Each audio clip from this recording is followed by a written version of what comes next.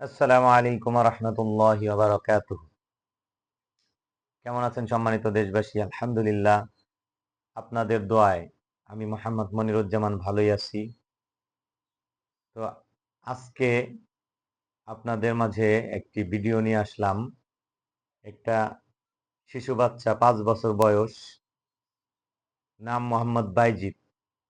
তার সমস্যা ছিল জ্বর আসতো, ওষুধ খেলে জ্বর কমতো, আবার জ্বর চলে আসতো।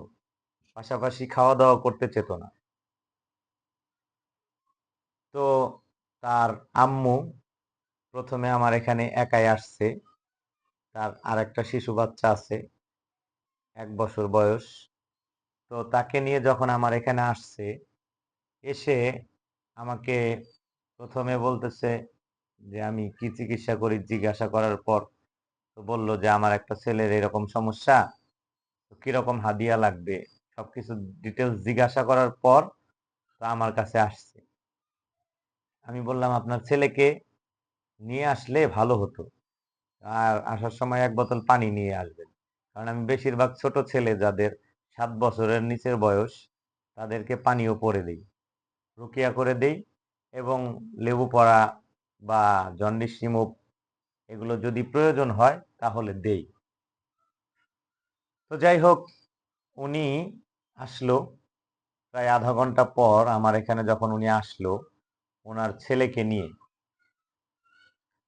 তো আসার পর আমি তাকে রুকিয়া করলাম। সমস্ত কিছু ডিটেইলস দেওয়ার পর নিয়ম যখন বলে দিলাম, তখন উনি আমাকে বলতেছে, "হাদিয়াটা কালকে দেই।"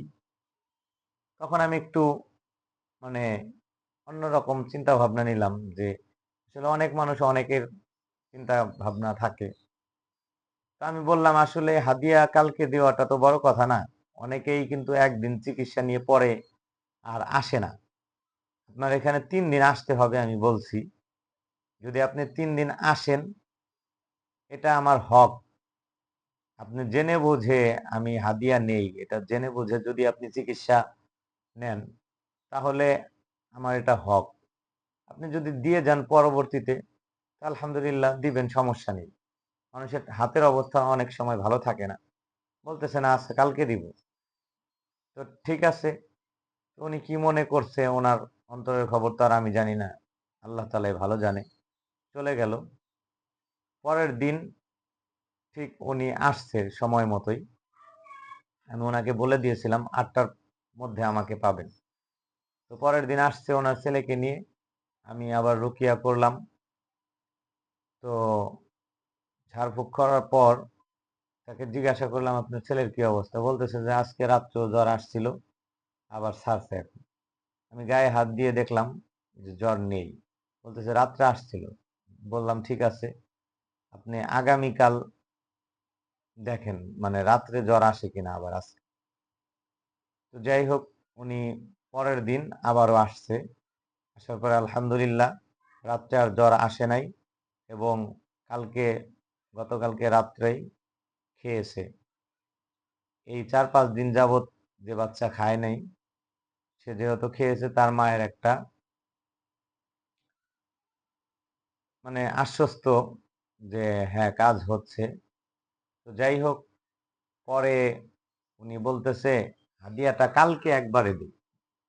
তখন আমার একটু মনে হলো যে মনে হয় উনি মানে আনসিওর ভাব। আসলে বিষয়টা আমার চিকিৎসা তো আমি অনেক বড় ধরনের কোনো নেই না। আমি একটা হাদিয়া নেই।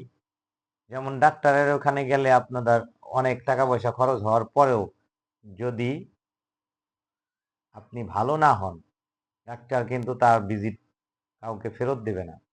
তো যাই হোক, আমি বললাম, "ঠিক আছে আপনি আসেন।" পরের দিন আলহামদুলিল্লাহ তার ছেলে সম্পূর্ণ সুস্থ।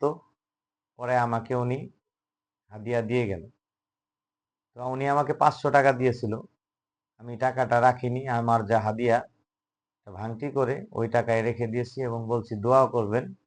পাশাপাশি আপনার ছেলের মতো যদি কারো সমস্যা থাকে তো আমার এখানে পাঠাবেন। যাই হোক, আল্লাহ তাআলা খেদমত করার তৌফিক দিয়েছে। বাচ্চাটা সুস্থ হয়েছে এতটুকুই। সবাই ভালো থাকবেন, সুস্থ থাকবেন। আসসালামু আলাইকুম ওয়া রাহমাতুল্লাহি ওয়া বারাকাতুহু।